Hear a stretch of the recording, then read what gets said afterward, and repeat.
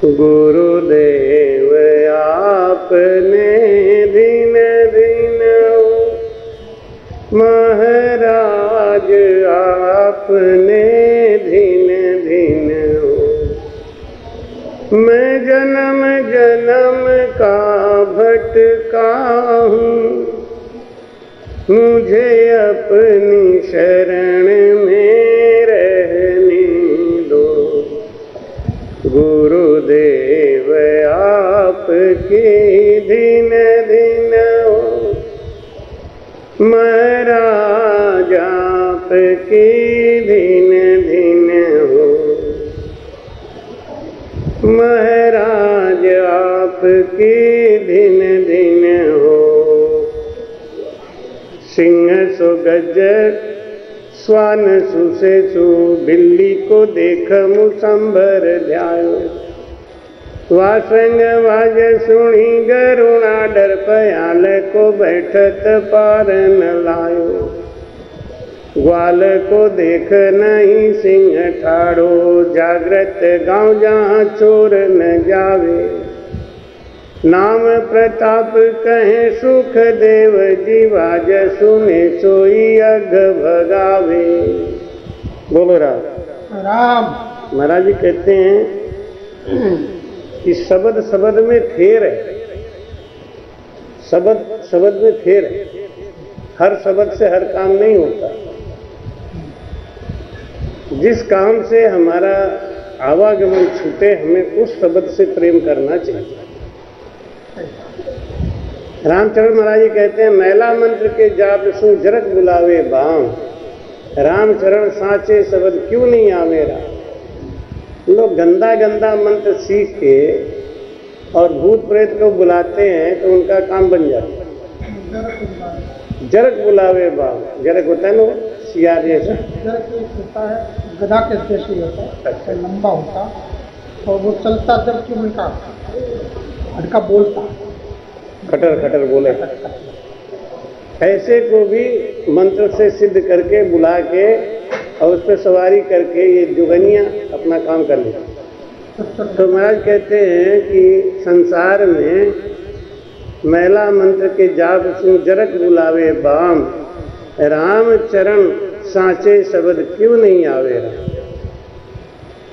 अगर हमारे मुख में विश्वास के साथ राम नाम आ जाए, कहते हैं जिन मुख में हरि नाम कर्म को जोर न लागे। भूत प्रेत छल छिद्र जम दूरा सो भागे।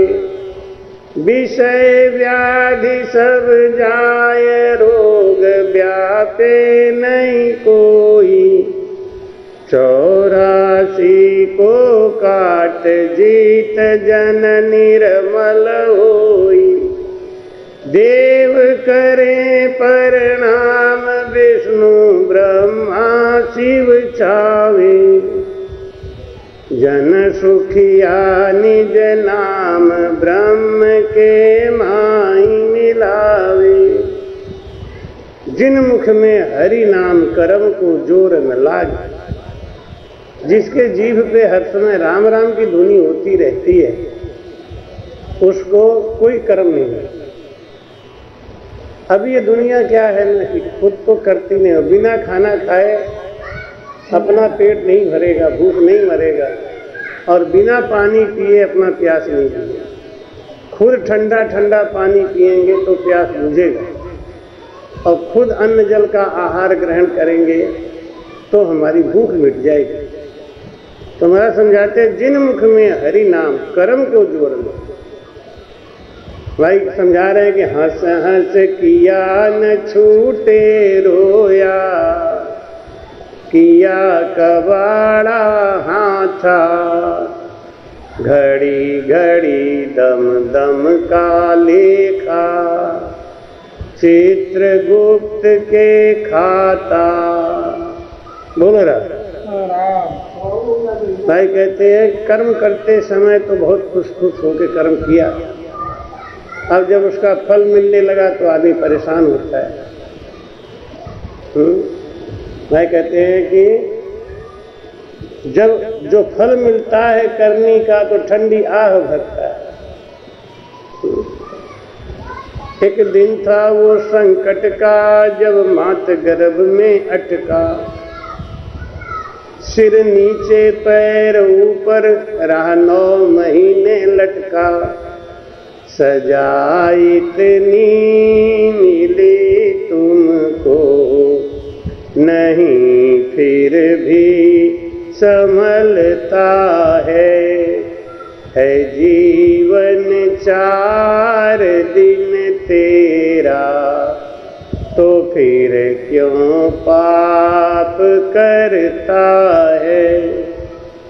जो सब सुखों का दाता है नहीं उसको सुमरता है। सब सुखों को देने वाला और राम नाम, उसका तो जीव सुमिरन करता नहीं और इधर उधर के बातों में अपना जीवन बेकार कर देता है। भूत प्रेत छल छिद्र जम दुरासु भागे, जो भजन करता है उसके अंदर का सब मल बाहर निकल जाता है। अंदर का मल बाहर निकालना है तो भजन करना पड़ेगा।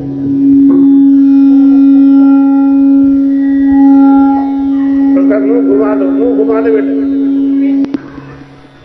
महाराज कहते हैं विषय व्याधि सब जाय रोग व्यापे नहीं कोई, कि हमारे अंदर जो विषय है वो राम नाम के सुमिरन से हट जाता है।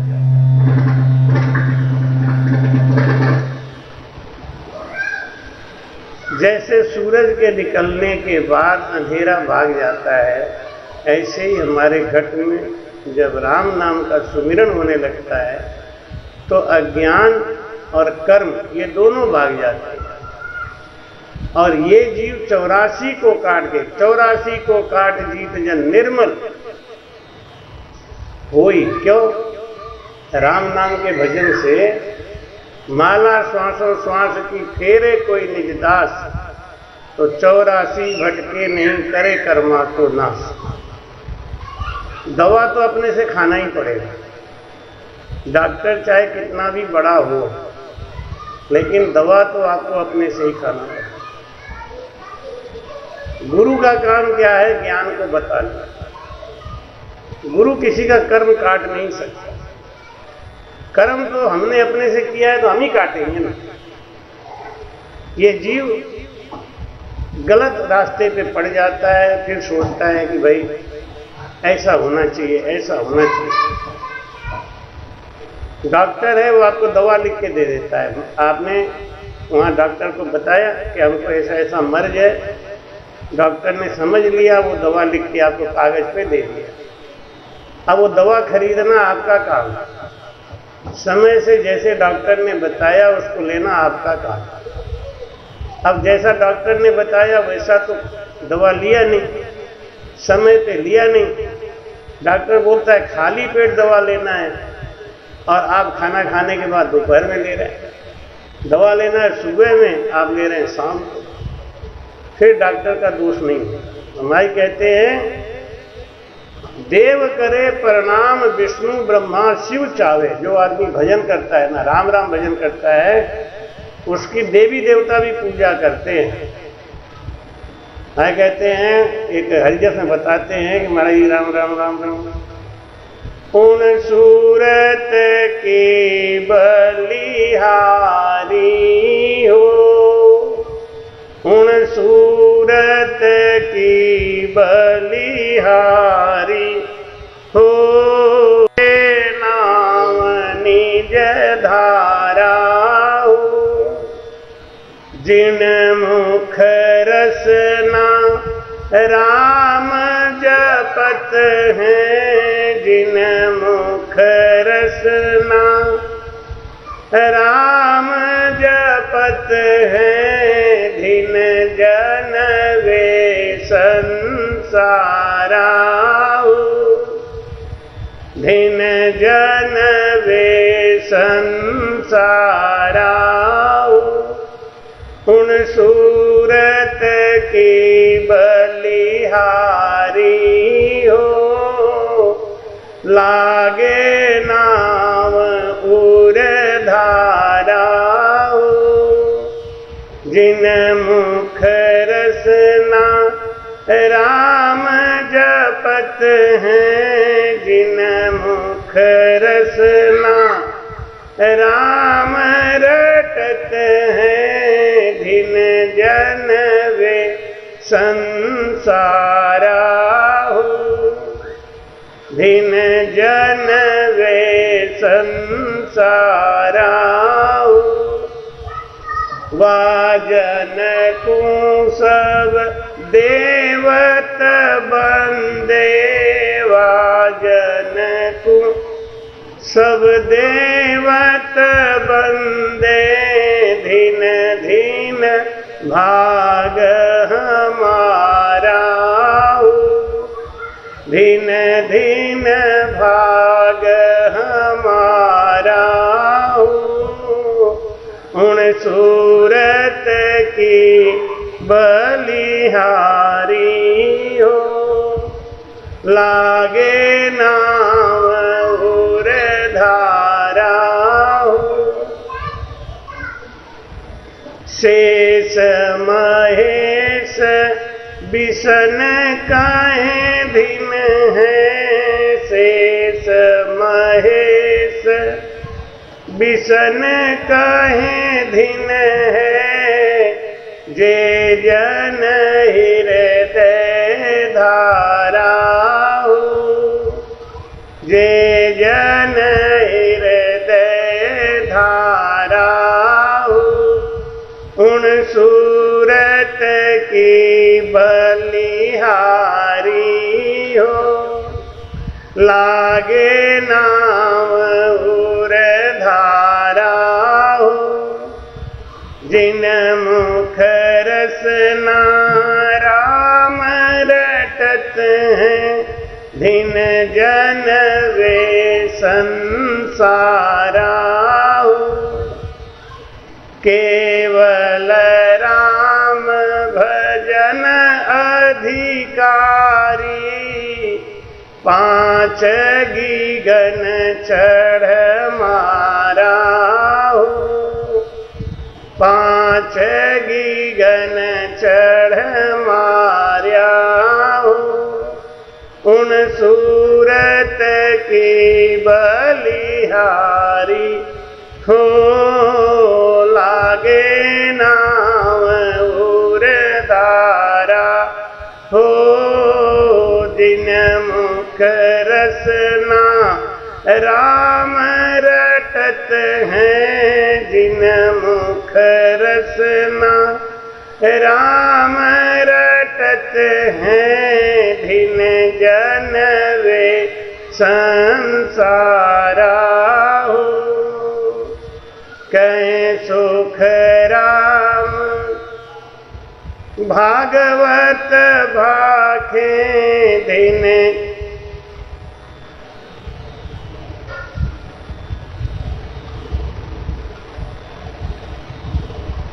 कहीं सुख राम नाम। बोलो राम। महाराज जी कहते हैं कि उन सूरत की बलिहारी हो, लगे नाव उर धारा हो, जिन मुख रसना राम रटत हैं, धिन जन वे संसार।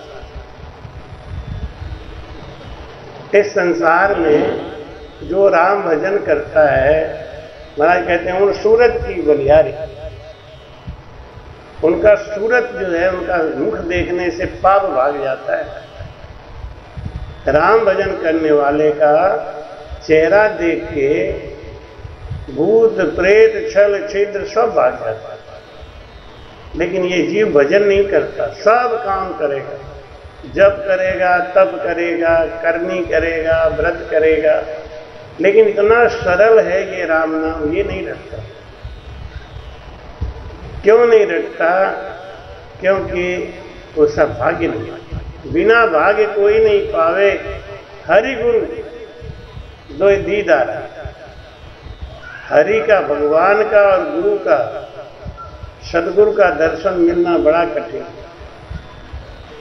बिना भाग्य कोई नहीं पावे, हरि गुरु दो दीदार, इन दोनों का दर्शन बड़ा मुश्किल है। ऐसे ही भजन करना बड़ा दोनों काम। कहते हैं मरना बिस्वा बीस दौरो घणो तीर्णो रे, मरना बिस्वा बीस दौरो घणो तीर्णो रे। मरना तो बहुत आसान और मरना पक्का है, लेकिन तर जाना बड़ा कठिन काम है। तरना बहुत कठिन काम है, पास होना बड़ा कठिन काम है, फेल होना तो बहुत सरल, कोई भी फेल हो जाएगा। किसी का भी नाम कहीं लिखा दो, फेल हो जाएगा, कितना सरल है। लेकिन पास होना कितना कठिन है।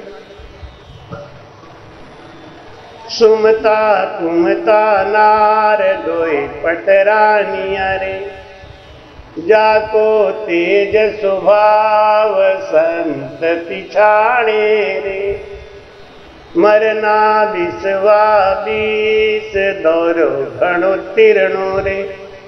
मरना बहुत आसान लेकिन तरना बहुत कठिन काम।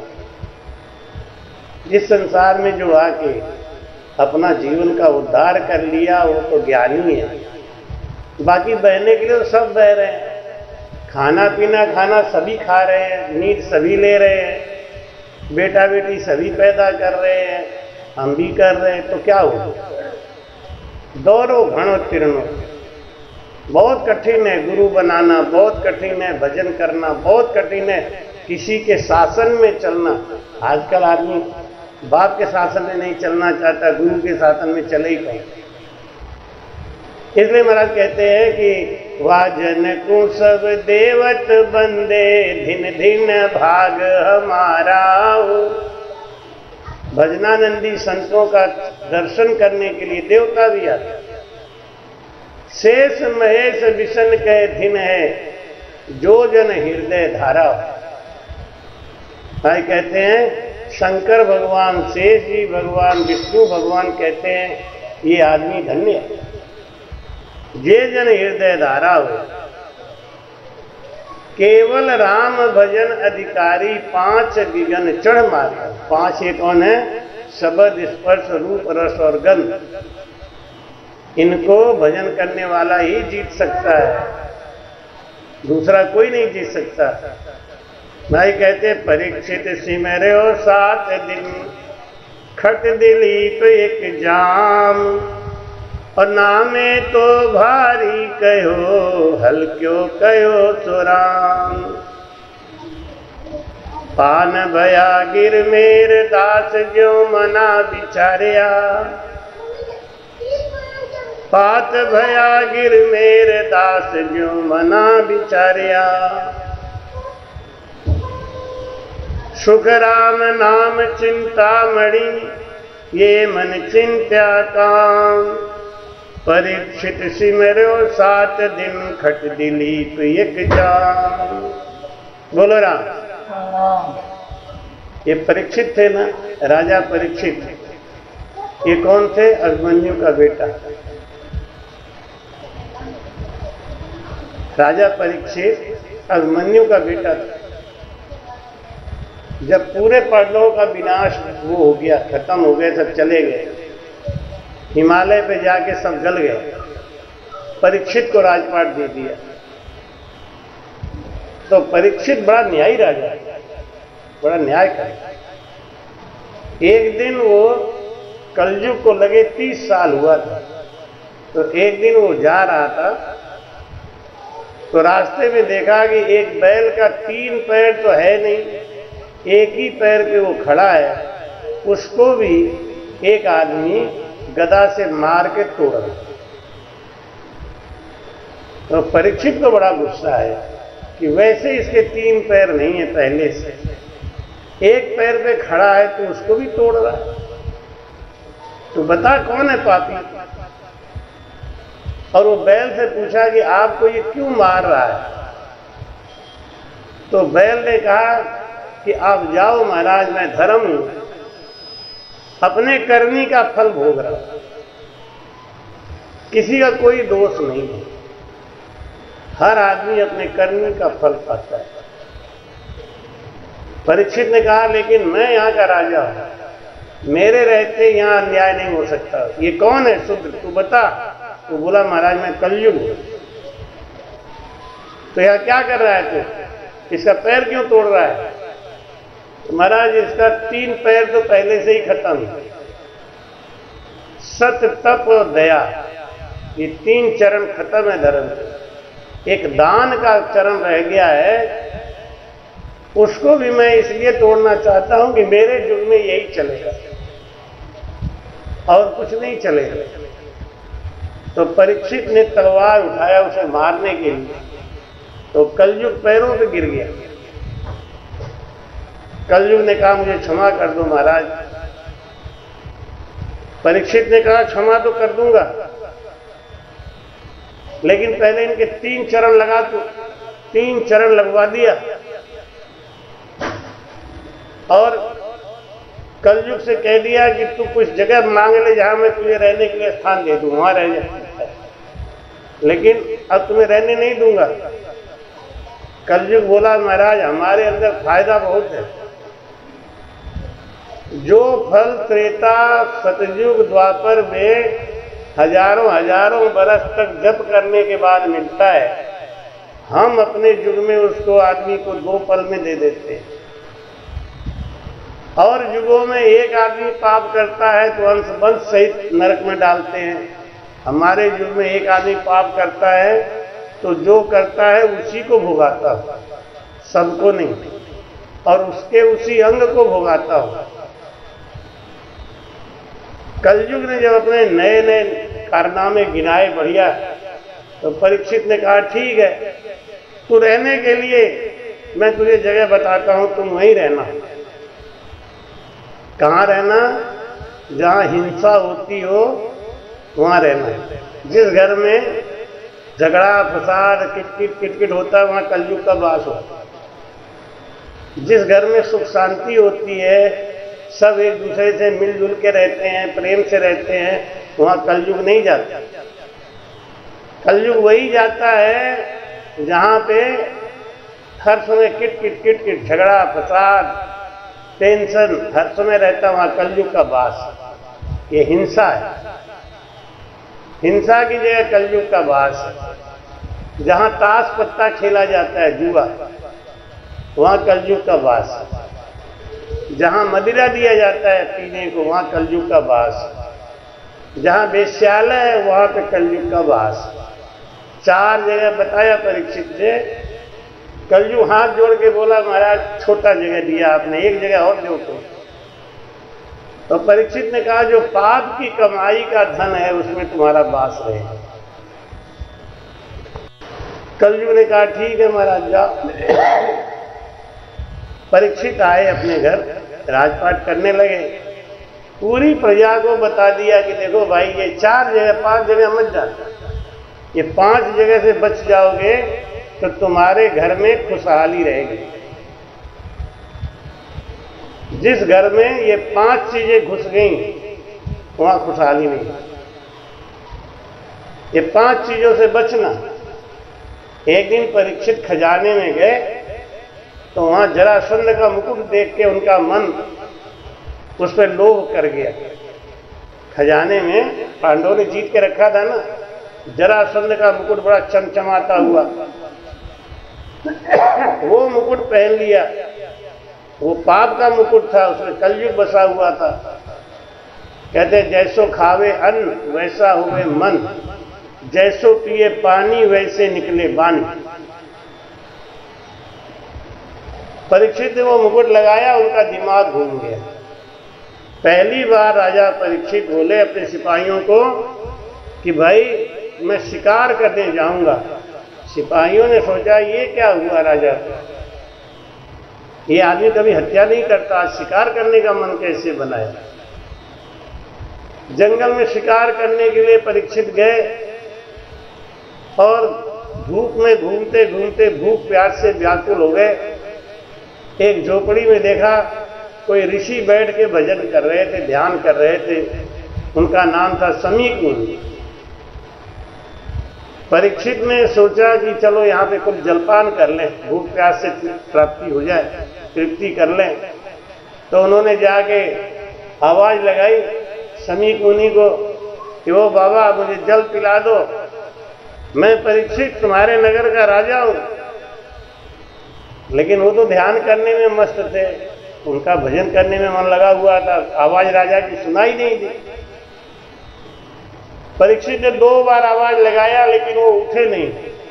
परीक्षित को गुस्सा आ गया, अहंकार आ गया, कलयुग घुसा हुआ था। गुस्सा क्रोध जहां होता है वहां परीक्षित बताते हैं कि कलयुग का वास।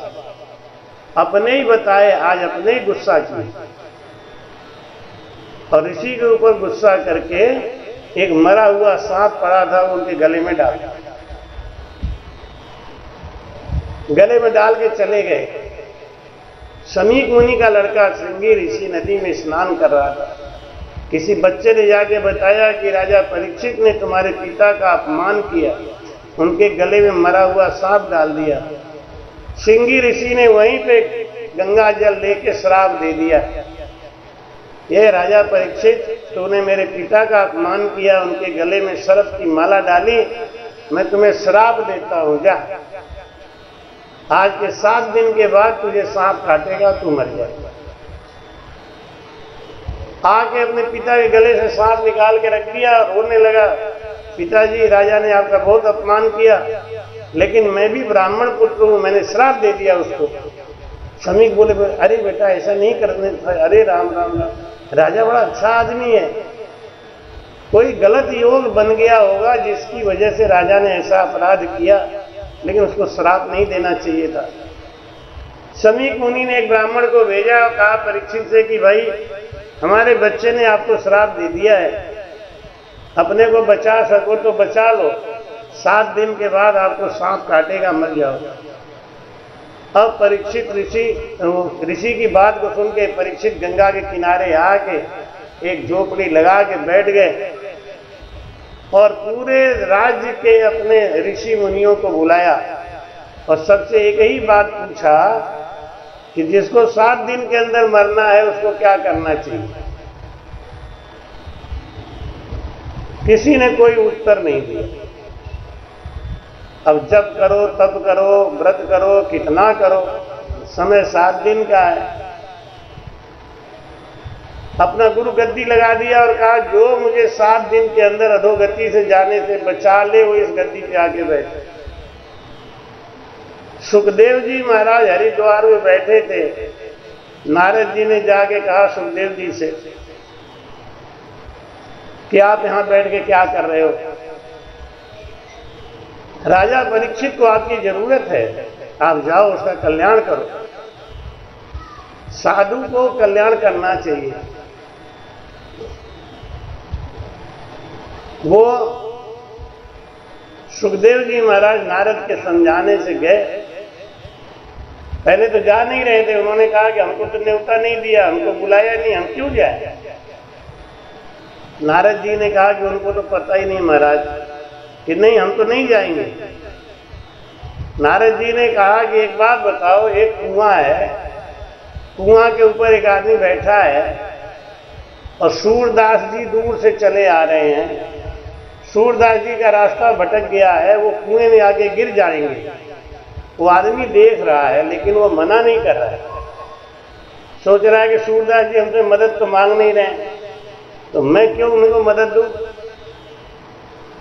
और वो सूरदास जी आगे कुआं में गिर गए। तो सुखदेव जी महाराज एक बात बताओ, पाप किसको लगेगा। सुखदेव जी महाराज बोले अरे उस आदमी को लगेगा जो देख रहा था, सूरदास को क्या पता है वो रास्ता उनका गलत है कि सही है। इसलिए संत को बताना चाहिए, संत को ज्ञान देना चाहिए। लेकिन देगा किसको, जब कोई आएगा सुनेगा तब ना ज्ञान देगा। साधु संत अपना काम करते हैं, वो तो करते ही रहेंगे। लेने वाला ले ले तो भी ठीक, नहीं ले तो भी ठीक। सुखदेव जी महाराज जी को नारद जी ने कहा कि वो जैसे वो आदमी कुआं पे बैठा हुआ और उस आदमी को रोका नहीं, उस आदमी को नहीं रोका, जबकि उस आदमी को तो पता ही नहीं है कि हम कौन से रास्ते से चल रहे हैं। इसलिए ये बात तो सही है कि जिसको ज्ञान है उसको अज्ञानी को ज्ञान देना चाहिए। वो नहीं ले रहा है तो भी, जैसे छोटा बच्चा है दूध नहीं पीता है तो उसके मम्मी पापा उसको बहला के फुसला के डांट के मार के दूध पिलाते हैं। क्यों? क्योंकि उसके हित में है। ऐसी कोई ज्ञान नहीं भी सुनना चाहता है तो साधु संत हैं, वो लाउड स्पीकर लगा के बुलावा भेज के बुला के ज्ञान सुनाते। पता नहीं कौन सा शब्द किसको कब लग जाए, किसी का कल्याण हो जाए। और एक आदमी भी अगर सुधर गया, एक आदमी भी एक संगत में ज्ञानी बन गया तो बस पूर्ण हो गया था। सुखदेव जी महाराज तुरंत वहां से चले और आए और गुरु गद्दी पे जाके बैठ गए। वहां 88,000 ऋषि बैठे थे, व्यास जी बैठे थे, लेकिन कोई गुरु गद्दी पे नहीं बैठा। गुरु गद्दी पे कौन बैठा है?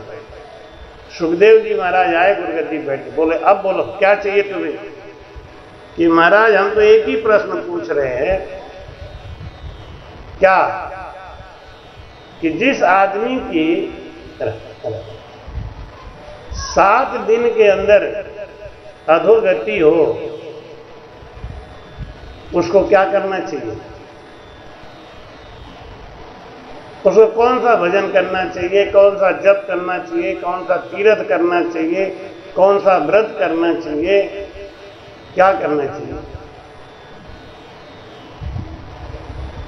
तब सुखदेव जी महाराज ने उनको यही ज्ञान दिया, राम नाम। ये राम नाम ऐसा है जो अधोगति में जाते हुए जीव को बचा लेता है। जैसे महाराज कहते हैं, भजो तो राम भजी जो रे, हरि बिन दूर तजी जो रे। भजो तो राम भजी जो रे, हरि बिन दूर जो रे। जे बोलो तो राम कहो रे, नितर चुपक समाय। जे बोलो तो राम कहो रे, नितर चुपक समाय। राम भजन बिन प्राणिया रे, राम भजन बिन प्राणिया रे। बांध्यो जमपुर जाए, भजो तो राम भजी जो रे, हरि बिन दूर तजी जो रे।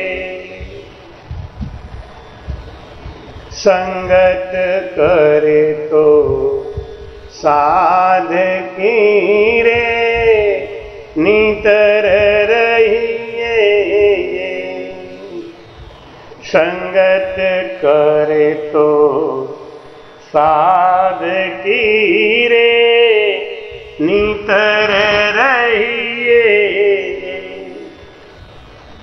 सागत सुमुख बोलता रे, सागत सुमुख बोलता रे। क्रोध बधे अरुधेक, भजो तो राम भजी जो रे, हरि जी जोरे भजो तो राम भजी जोरे हरि बिन दूर तजी जोरे सुमिरन करे तो राम को रे एको ब्रह्म विचार सुमिरन करे तो राम को रे एको ब्रह्म विचार कहीं सुख देव नहीं तो यूं ही भला रे सब विद माथे मार भजो तो राम भजी जोरे हरि बिन दूर तजी जोरे भजो तो राम भजी जोरे हरि बिन दूर तजी जोरे। बोलो राम। महाराज कहते हैं, सुखदेव जी महाराज समझाए कि देखो नामों में बड़ राम नाम है। राम शब्द समरथ समुद्र में सेना तारी। समुद्र में जब पुल बनाना था तो भगवान ने कौन से शब्द का सहारा लिया? राम नाम का। पृथ्वी करोड़ 50 शेष ले सिर पर धारी। ये पृथ्वी का भार 50 करोड़ पृथ्वी का भार शेषनाग भगवान अपने सर पे लेके और किसका भजन कर रहे हैं? राम नाम। शब्द रट्यो प्रहलाद असुर सारा पछुआ। सुखदेव जी महाराज समझाते हैं कि प्रहलाद राम नाम भजन करते थे तो उनका पूरा खानदान दुश्मन बन गया, लेकिन बाल बांका नहीं कर पाया। राम नाम का सिमरण करने से प्रहलाद के पिता भी दुश्मन थे, पूरा असुर खानदान दुश्मन था, लेकिन बाल बांका हुआ। जब होलिका कहती है कि मुझे तो अग्नि से वरदान मिला हुआ है, हिरण्याकश्यप ने बहुत से साधन अपनाए, जब प्रहलाद का बाल बांका नहीं हुआ तो हिरण्याकश्यप की बहन थी होलिका। होलिका अभी आने वाला है। तो होलिका ने कहा कि भैया मुझको वरदान है, मेरा आग कुछ नहीं बिगाड़ सकता और मैं अपने भतीजे प्रहलाद को गोद में लेके अग्नि में बैठ जाऊंगी तो मुझे तो बाल बांका होगा नहीं, मुझे तो अग्नि जलाएगी नहीं, प्रहलाद जल के खाक हो जाएगा। लेकिन वो भूल गई। ब्रह्मा जी ने जब उनको वो शॉल दिया था, वो दुपट्टा दिया था, तो ये कहा था कि ये दुपट्टा ओढ़ के जहां तुम बैठोगी तुम्हारा अग्नि बाल बांका नहीं कर सकेगी, लेकिन जब तुम धर्म के लिए लड़ोगी तब। अधर्म का साथ दोगी तो राम नाम बेकार हो जाएगा। राम नाम है अच्छा चीज, लेकिन आप इससे किसी का बुरा करना चाहते हैं तो नहीं होगा, ये फेल हो जाएगा। परीक्षित समझा रहे हैं कि शब्द रटो प्रहलाद। एक परीक्षित, सुखदेव जी महाराज परीक्षित से कह रहे हैं कि हे परीक्षित, उस राम नाम की खोजना करो, उस नाम का भजन करो जिससे प्रहलाद की रक्षा हुई थी, जिससे समुद्र पे पुल बांधा गया था, जो शेषनाग भगवान हर समय भजन करते हैं। गर्भ गुफा सुखदेव शब्द से पलटा सुआ। गर्भ गुफा में सुखदेव जी महाराज ने भजन किया और तोता की ऊनी छूट गई। शंकर अमर शब्द से पार्वती पर लय पड़ी। शंकर भगवान हर समय राम नाम का भजन करते हैं और पार्वती नहीं करती। पार्वती मर जाती है और शंकर भगवान नहीं मरते।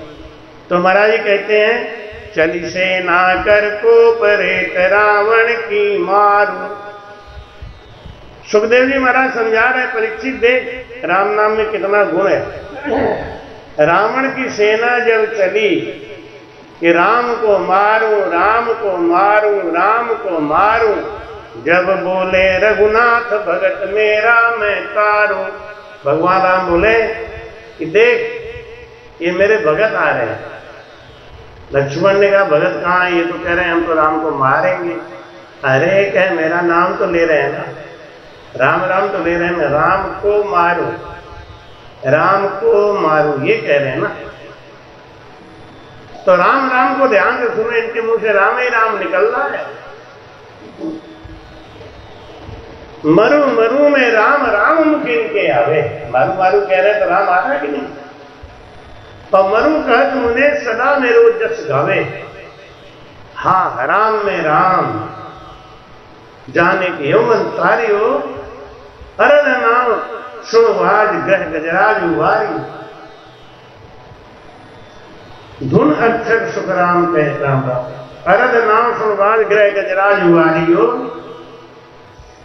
गुण आखर सुख राम के ररो ममो कर तारियो। रकार और मकार के सुमिरन करने से हमारे सारे कर्म नष्ट हो जाते हैं, लेकिन जब इसमें प्रेम हो तब ना। प्रेम नहीं है तो कुछ होने वाला नहीं, प्रेम नहीं है तो कुछ नहीं होने वाला, प्रेम आना चाहिए। परीक्षित को सुखदेव जी महाराज ने समझाया और परीक्षित ने 7 दिन तक भजन किया राम राम। परीक्षित सिमरो 7 दिन खट दिलीप एक जाम, और नामे तो भारी कयो हल्को कयो सराम। नामदेव जी महाराज एक संत हुए, उनके नगर का सेठ था विमल शाह। तो विमल शाह ने भंडारा किया और सबको बुलाया, नामदेव को भी खबर किया, लेकिन कहते हैं ना साधु भूखा भाव का। भाव है तो साधु दरवाजे पे जाता है, और भाव नहीं है तो साधु दरवाजे पे नहीं जाता। देखो हमारा नेम है, मैं राम सनेही के घर का ही भोजन करता हूँ, ये हमारा नेम है, लेकिन कभी कभी प्रेम में नेम टूट जाता है। कल बाई जी क्या भोजन किया, ये राम सनेही तो है नहीं, लेकिन भोजन किया, जबकि ऐसे घर में नहीं करते भोजन। जहाँ राम भजन नहीं होता हो, जो भजन नहीं करता है, राम सनेही नहीं है, मैं वहाँ भोजन नहीं करता। लेकिन कल किया, प्रेम में किया। जो सांसों सांस भजन करता है, जो राम जी से स्नेह करता है, हाँ वही बात, स्नेह तो करे, स्नेह करेगा तो राम राम जरूर करेगा। एक तो गुरुमुखी होना चाहिए। गुरु बनाया है तो ठीक है, क्योंकि गुरु बनाने से तन पवित्र होता है, और गुरु ही नहीं बनाया और गुरु बना लिया, गुरु आज्ञा पे नहीं चले तो ये भी ठीक नहीं। गुरु बनाए, लाख कोस पे गुरु बैठा हो, जैसे कछुआ होता है ना, अपना अंडा रख के और वो पानी में चला जाता है, वहां दूर से सुरती लगा के रखता है तो वो अंडा परिपक्व हो जाता है। ऐसी प्रीति अगर गुरु महाराज से लगी है वो रामचंद्र, जो अपने गुरु के आज्ञा में चलता है। गज माने अंकुश से यूं गुरु का डर होए, से सिख को सुखराम कहें काल न झांपे कोई। उसको काल भी नहीं आता महाराज। भूत प्रेत तो दूर की बात है, ये भूत प्रेत है, ये हमारे अंदर की गंदगी है। अगर हम इतने निर्मल हो जाएं, इतने निर्मल हो जाएं, तो हमें तो भगवान भी दर्शन के लिए पूछेंगे। कबीरा मन निर्मल हुआ जैसे गंगा नीर, पीछे पीछे हरि फिरे कहत कबीर कबीर। ऐसा आदमी गुरुमंत्र ले लिया, कंठी बंधा लिया, फिर ना तो एक दिन भजन किया, ना गुरु जी से कोई मतलब, ना भाव, कि हमने तो गुरु बना लिया बस। ये निगुरा है, ये बेकार है। फिर वो कोई तकलीफ आवे, दुख आवे तो गुरु जी को चिल्लाए, बस। वो कब गुरु जी को याद करे, जब उनके ऊपर दुख आवे, और जब सुख आवे तो कहाँ के गुरु जी, कहाँ के। एक अंग की भक्ति जो करता है वो संसार में उसका बाल बाका नहीं हो सकता। ये गुरु महाराज का चैलेंज है, कहना है। साचो है हरि नाम, सत्य तो है, लेकिन करने की कला हो। केस बराबर हाथ रोजे सिख राखे कोई, तो भी कृपा ना बने ऐसी कुदरत। प्रेम तो है नहीं, कपट लिए गुरु से मिल रहे हैं। किस लिए मिल रहे हैं? अरे गुरु बना लो, कभी संकट आएगा तो काम करेंगे। नहीं, महाराज कहते हैं नामे तो भारी कहो हल्को कहो स्वराम। तो नामदेव जी महाराज भोजन करने नहीं गए, ये मैं नहीं जानता। विमल शाह को पता चल गया कि सब ने भंडारा खाया लेकिन नामदेव नहीं आए। अब कोई घर में संत भोजन नहीं करे तो चाहे 1 लाख आदमी खा के चले जाए, सब नशा पत्ता करने वाले, तंबाकू खाने वाले, गुटखा खाने वाले, ये सब आके खाना खा के जाए, इनसे कोई पुण्य होता है क्या?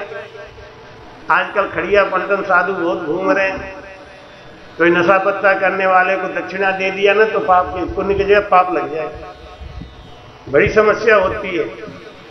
दान पुण्य भी करे तो बड़ा सोच समझ के। तो अब कहां खोजे आदमी?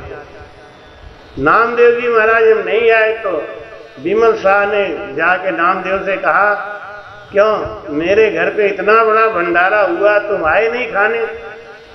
अब नामदेव जी कैसे कहे, तुमने प्रेम से बुलाया ही नहीं है, तू सागट है, राजा है ना, जमींदार। तो नामदेव जी ने कहा कि थोड़ा सा परोसा भेज दो, मैं यही खा लूंगा। तो विमल शाह बोले, कितना परोसा भेज दो? तो नामदेव जी महाराज ने तुलसी का पत्ता तोड़ के और दे दिया, इसी को तौल के देना। विमल शाह को बड़ा गुस्सा आया है, मुझे तो क्या कथा समझ रहा है, क्या समझ रहा है मुझे? मैं कोई गरीब आदमी हूं, इतना खाएगा बस, ये तो 2 चावल ही हुआ। नामदेव बोले, बस इतना ही दे देना महाराज। और पत्ता देते समय नामदेव जी महाराज उस पत्ते से बोले कि हे प्रभु भारी हो जाना, एक कह के वो पत्ता दे दिया। नामदेव जी महाराज ले गए, उस पत्ते को एक तराजू के पड़ले पे रखा और दूसरी तरफ पूरा अन्न भंडार रख दिया, लेकिन वो पत्ता नहीं। विमल शाह का पूरा अन्न भंडार खाली हो गया, वो पत्ता नहीं उठा। नामे तो भारी कहो हल्को कहो सराम। राम जी ने कह दिया हल्का बन जाना तो हल्के बन जाना। नामदेव जी महाराज जी कह दिया भारी बन जाओ तो भारी बन जाओ। इतना ये राम नाम में गुण है, लेकिन राम नाम के गुण को कोई जाने तब नहीं। पारस में कितना गुण है ये कौन जाने, कोई जवरी जाने। और जो जान गया, जिसको प्रेम आ गया। अब देखो, अब हम लोगों को पता है राम नाम का गुण, तो घूम घूम के चिल्ला चिल्ला के कह रहे हैं ना कि राम नाम के हीरे मोती मैं बिखराऊं गली गली। ले लो रे कोई राम का प्यारा, शोर मचाऊं गली गली, शोर मचाऊं गली गली। बोलो राम, बोलो राम, बोलो राम, बोलो राम, बोलो राम राम राम, बोलो राम राम राम, बोलो राम राम राम, बोलो राम राम राम। दौलत के दीवानों सुन लो, एक दिन ऐसा आएगा। दौलत के दीवानों सुन लो, एक दिन ऐसा आएगा। धन दौलत और रूप खजाना यहीं पड़ा रह जाएगा। कंचन काया माटी होगी, कंचन काया माटी होगी। चर्चा होगी गली गली, ले लो रे कोई राम का प्यारा, ले लो रे कोई राम का प्यारा, शोर मचाऊं गली गली, शोर मचाऊं गली गली, बोलो राम बोलो राम बोलो राम बोलो राम बोलो राम राम राम बोलो राम राम राम बोलो राम राम राम बोलो राम राम राम।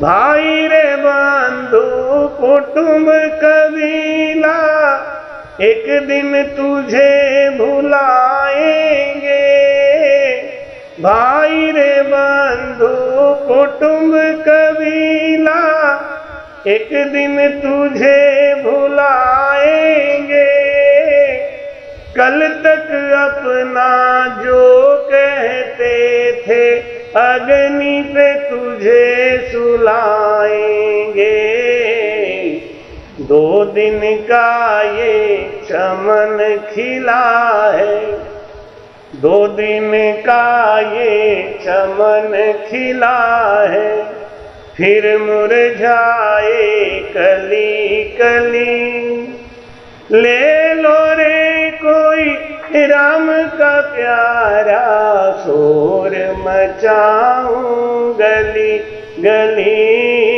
शोर मचाऊं गली गली, बोलो राम बोलो राम बोलो राम बोलो राम बोलो राम राम राम बोलो राम राम बोलो राम राम राम बोलो।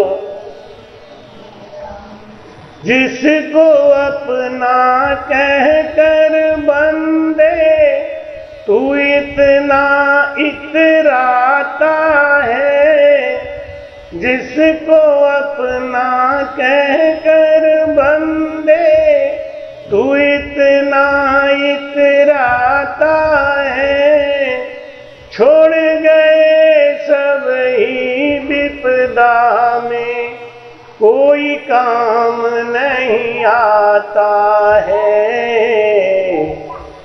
जगत सराय दो दिन का है ये, जगत सराय दो दिन का है, आखिर में होगी चला चली, ले लो रे कोई राम का प्यारा, शोर मचाऊं गली गली, शोर मचाऊं गली गली, बोलो राम। कृपया चैनल को सब्सक्राइब करना ना भूलें। राम राम।